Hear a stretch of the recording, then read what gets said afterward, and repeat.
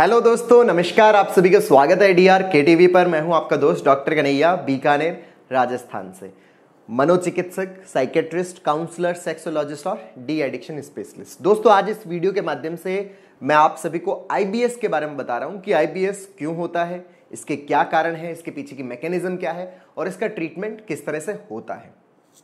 दोस्तों, अगर आपको इस तरह की प्रॉब्लम रहती है कि आपका जो पेट है वो हर वक्त पेट के अंदर मरोड़े से आते रहते हैं, पेट के अंदर गैस बनती रहती है, ब्लॉटिंग होती रहती है, या फिर पेट के अंदर बहुत ज़्यादा क्रैम्प्स आ रहे हैं, आपको दस्त की शिकायत रह रही है, या फिर लंबे टाइम से कॉन्स्टिपेशन रह रहा है, या फिर आपके स्टूल के अंदर म्यूकस आता रहता है। अगर ये सारी चीज़ें लंबे टाइम से रह रही है तो ये आपका आईबीएस हो सकता है, इरिटेबल बाउल सिंड्रोम हो सकता है।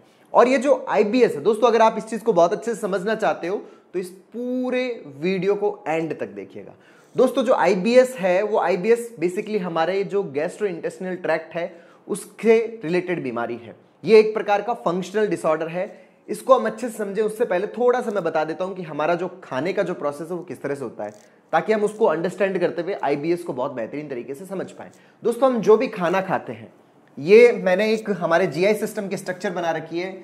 हम जो भी खाना खाते हैं, ये खाना हमारे मुंह से होते हुए हमारी आहार नाल में आता है, आहार नाल से हमारे स्टोमक में आता है, स्टोमक से हमारी छोटी आंत में आता है, इसको हम छोटी आंत बोलते हैं, और छोटी आंत से ये हमारी बड़ी आंत में आता है। बड़ी आंत में पहले ऊपर की तरफ बढ़ता है, फिर सीधा सीधा चलता है, फिर नीचे की तरफ गिरता है, फिर ये रेक्टम मतलब हमारे गुदा द्वार जो हमारा एनस है उसकी तरफ आता है और मल के रूप में हमारे शरीर से बाहर निकल जाता है। यहां पर ये जो पाचन की जो क्रिया होती है, ये पूरा जो जीआई सिस्टम है, इसके अंदर हम जो भी खाना खाते हैं वो पूरा का पूरा पचता है।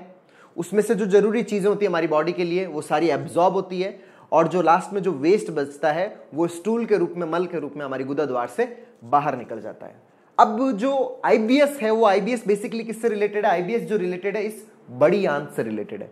इस बड़ी आंत को कॉलन बोलते हैं, इस बड़ी आंत को कॉलन बोलते हैं। इसके बेसिकली ये जो पार्ट है, सबसे पहले तो ऊपर जाने वाला पार्ट, फिर सीधे सीधा पार्ट ट्रांसवर्स कॉलन बोलते हैं, इसको डिसेंडिंग बोलते हैं और इसको सिग्मोइड कॉलन बोलते हैं। इस बड़ी आंत के बेसिकली 4 हिस्से होते हैं। ये 5 से 6 फीट के बीच की पाइप होती है और 2 से ढाई इंच, 2 से ढाई या 3 इंच के करीब इसका क्या होता है, डायामीटर होता है। ये जो कॉलन, ये जो आपकी बड़ी आंत है। दोस्तों, जो बड़ी आंत होता है उसका बेसिकली काम क्या होता है? इसका काम ये होता है कि छोटी आंत से जो भी बड़ी आंत में मटेरियल आया उसमें से जो मैक्सिमम जो वाटर है उसको एब्जॉर्ब कर ले, उसके अंदर जो माइक्रो न्यूट्रिएंट्स हैं उनको एब्जॉर्ब कर ले, साथ में यहाँ पर कुछ बैक्टीरिया होते हैं, माइक्रो ऑर्गेनिजम्स होते हैं जो हमारी बॉडी के लिए हेल्पफुल होते हैं, जो कई प्रकार के विटामिन्स का फॉर्मेशन करते हैं, तो उनका यहाँ पर संवर्धन होता रहता है, वो पैदा होते रहते हैं। और साथ ही जो ये वेस्ट मटेरियल इसको आगे की तरफ धक्का देना, इसको आगे की तरफ धक्का देने के लिए क्या होता है कि कॉलन है वो कॉन्ट्रैक्ट होता रहता है। ये यहाँ से कॉन्ट्रैक्ट होता है, जैसे ये कॉन्ट्रैक्ट होता है ये आगे की तरफ खींचता है, फिर यहां से ही कॉन्ट्रैक्ट होता है, ये आगे की तरफ खींचता है। कॉन्ट्रैक्ट होने का मतलब क्या है? इसकी दीवार से यहां से ऐसे धक्का लगता है तो ये स्टूल है वो आगे की तरफ खींच सकता है, फिर यहां धक्का लगता है तो फिर ये आगे खींच सकता है, ये यहां धक्का लगता है तो और आगे खींच सकता है, यहां से धक्का लगता है ये और आगे खींच सकता है। तो धीरे धीरे ये आगे की तरफ पुश होते होते धीरे धीरे ये कहां पहुंच जाता है? हमारे मल द्वार की तरफ पहुंच जाता है। तो ये पूरी मैकेनिज्म है। अब इसमें जो कॉलन का जो काम है, वो कॉलन का काम क्या है? यहां पर वाटर को एब्जॉर्ब करना, माइक्रो न्यूट्रिएंट्स को एब्जॉर्ब करना, माइक्रो बैक्टीरिया है उनका फॉर्मेशन करना, और साथ ही जो स्टूल है उसको आगे धक्का मारना। कई बार क्या होता है कि ये कॉलन आपका प्रॉपर तरीके से काम नहीं कर पाता। जब आपका कॉलन प्रॉपर तरीके से काम नहीं कर पाता तभी आईबीएस की प्रॉब्लम होती है, इरिटेबल बाउल सिंड्रोम की प्रॉब्लम होती है। ये कॉलन प्रॉपर तरीके से काम कब नहीं कर पाता? जब मान लो अगर ये प्रॉपर तरीके से वाटर को एब्जॉर्ब ना करे तो वाटरी डायरिया होने लग जाता है। जो वाटरी डायरिया, जैसे दस्त की शिकायत रहने लग जाती है, जो आईबीएस वाले जो होते हैं उनके अंदर दस्त की शिकायत होती है। क्यों? क्योंकि ये बड़ी आंत है वो पानी का एब्जॉर्प्शन नहीं कर रही, माइक्रो न्यूट्रिएंट्स है उनका एब्जॉर्प्शन नहीं कर रही, और जो माइक्रो बैक्टीरिया उनका फॉर्मेशन नहीं कर रही, तो उसकी वजह से उनका शरीर है वो कमजोर होने लग जाता है। शरीर के अंदर वो कुछ भी खाते हैं उनके शरीर में वो चीज लगती नहीं है।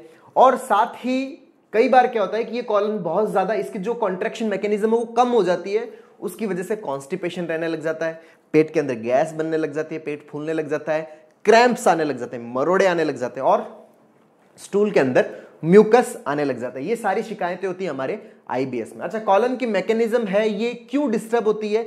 ये डिस्टर्ब इसलिए होती है क्योंकि कॉलन जो है ये हमारे ब्रेन से कंट्रोल होती है। ये जो मैकेनिज्म है ये मैकेनिज्म हमारे ब्रेन से कंट्रोल होती है। ब्रेन के अंदर हमारा जो ऑटोनॉमिक नर्वस सिस्टम है ANS, यही हमारे पेट को कंट्रोल करता है, पेट की इस मूवमेंट को कंट्रोल करता है। इसके अंदर एक होता है पैरासिम्पैथेटिक नर्वस सिस्टम।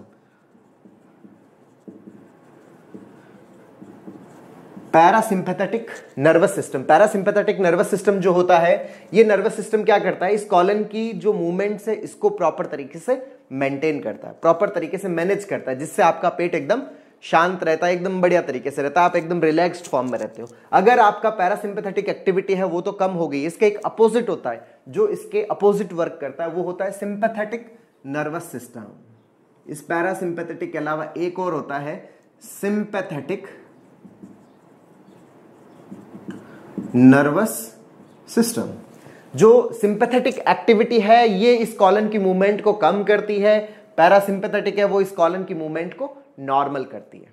जो पैरासिम्पैथेटिक है इसका अपोजिट कौन सा है, सिंपैथेटिक नर्वस सिस्टम। ये क्या करता है, इस कॉलन की मूवमेंट को कम कर देता है। इसकी जब ओवर एक्टिविटी होती है, सिंपैथेटिक नर्वस सिस्टम की जब ओवर एक्टिविटी होती है, तब हमारे अंदर IBS की प्रॉब्लम होती है, तब हमारे अंदर इरिटेबल बाउल सिंड्रोम की प्रॉब्लम होती है। मतलब एब्डोमिनल क्रैम्प्स आने लग जाते हैं, पेट में मरोड़े आने लग जाते हैं, गैस बनने लग जाती है, कॉन्स्टिपेशन रहता है, वाटरी डायरिया होता है और साथ में म्यूकस की शिकायत रहने लग जाती है, जब भी आपके अंदर सिंपैथेटिक नर्वस सिस्टम की ओवर एक्टिविटी होती है। और जब पैरासिम्पैथेटिक नर्वस सिस्टम प्रॉपर तरीके से एक्टिवेट होता है, तब क्या होता है, तब आपको इन सब प्रॉब्लम्स में रिलीफ मिलता है, आपको IBS के अंदर आराम मिल जाता था। सिंपैथेटिक नर्वस सिस्टम की एक्टिविटी कब बढ़ती है, सिंपैथेटिक नर्वस सिस्टम की एक्टिविटी तब बढ़ती है, ये बढ़ता है जब भी हमें एंजाइटी होती है, जब भी हमें स्ट्रेस होता है।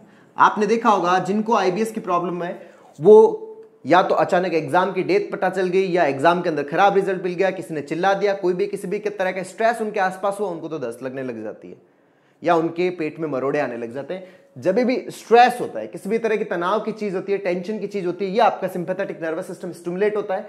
जैसे सिंपैथेटिक नर्वस सिस्टम स्टिमुलेट होता है, ये जो कॉलन की मूवमेंट है वो अफेक्ट होती है और उसके कारण IBS की प्रॉब्लम होने लग जाती है। अगर हम चाहते हैं, इसके अलावा भी कई सारे कारण होते हैं, कई बार जो फूड होता है उसकी सेंसिटिविटी ज्यादा हो जाती है, उसकी वजह से भी IBS हो सकता है, कई बार एलर्जी की वजह से भी IBS की प्रॉब्लम हो सकती है। अगर हम, और मैक्सिमम जो पार्ट है इसका, मैक्सिमम पार्ट जो इसका है वो स्ट्रेस से रिलेटेड है, एंजाइटी से रिलेटेड है। जब भी एंजाइटी होती है, जब भी स्ट्रेस होता है, IBS की प्रॉब्लम होने लग जाती है। अगर हम चाहते हैं कि हम इस प्रॉब्लम से बचें, दोस्तों अगर हम चाहते हैं कि हम इस प्रॉब्लम से बचें, तो इसका इलाज क्या हो, इसके इलाज के लिए बहुत सिंपल सा तरीका है। सबसे पहले तो ऐसे फूड्स को अवॉइड किया जाए जिनसे गैस बनने के चांसेस ज्यादा रहते हैं। जो यहां पर मैक्सिमम टाइम तक रुकेंगे तो उनके अंदर बहुत ज्यादा गैस बनेगी, तो आपके ब्लॉटिंग होने लग जाएगा, पेट भारी होने लग जाएगा, पेट के अंदर गैस बनने लग जाएगी। जैसे जो दालें हैं, लेग्यूम्स है, जो बीन्स है, जो दालें होती है या जो फलियां होती है, उनके अंदर गैस फॉर्मेशन की प्रॉपर्टीज बहुत ज्यादा होती है। जैसे आपकी अरहर की दाल है, मसूर की दाल है, जैसे आपका परवल है, जैसे आपके चवड़े हैं, ये सारी चीजें, राजमा है, ये क्या करती है, ये बादी करने वाली चीजें। जैसे इनसे क्या होता है कि गैस का फॉर्मेशन ज्यादा होता है, तो कोशिश करें इनको अवॉइड करें खाने के अंदर, ताकि आपका गैस कम से कम बने। कॉन्स्टिपेशन के लिए फाइबर की डाइट ले, जिनमें फाइबर्स ज्यादा हो, आप इसबगोल यूज कर सकते हो। इसके अलावा आप जो सलाद है, जो सैलेड है, उसको आप अपनी डाइट के अंदर शामिल करें, ताकि आपका जो कॉन्स्टिपेशन है वो रिलीव मिले। वाटर का सेवन है वो ज्यादा करें, ताकि आपके अंदर पानी की कमी कम रहे। और सबसे इंपॉर्टेंट चीज जो स्ट्रेस है, उस स्ट्रेस को कम करने के लिए, जो एंजाइटी जिन चीजों की वजह से हो रही है, उस एंजाइटी को कम करने के लिए, क्योंकि एंजाइटी कब होती है, जब हमारे दिमाग में ऑटोमेटिक नेगेटिव थॉट्स आते हैं। जब ऑटोमेटिक नेगेटिव थॉट्स आते हैं तो हमें बहुत ज्यादा घबराहट होने लग जाती है, और घबराहट जब होने लग जाती है तो हमारे सिंपैथेटिक नर्वस सिस्टम की गड़बड़ होती है और IBS की प्रॉब्लम हो जाती है। तो ये जो एंजाइटी है वो कैसे रुक सकती है, जब हमारे ऑटोमेटिक नेगेटिव थॉट्स रुके। और वो कब रुक सकते हैं, जब हमारे ब्रेन के अंदर जो बने हुए न्यूरोनल पैटर्न्स है, जिसकी वजह से ऑटोमेटिक नेगेटिव थॉट्स आते हैं, वो कम हो।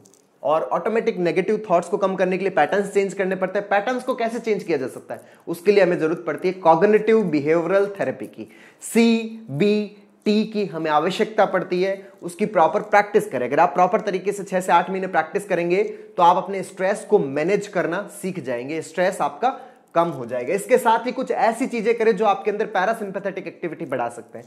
पैरासिम्पैथेटिक एक्टिविटी किन किन चीजों से बढ़ती है, जैसे आप योगा अगर करते हो, अगर आप कोई भी योगा करते हो, कोई भी योगिक एक्टिविटी करते हो, चाहे आप सूर्य नमस्कार भी करते हो, सूर्य नमस्कार अपने आप में कंप्लीट योगा है।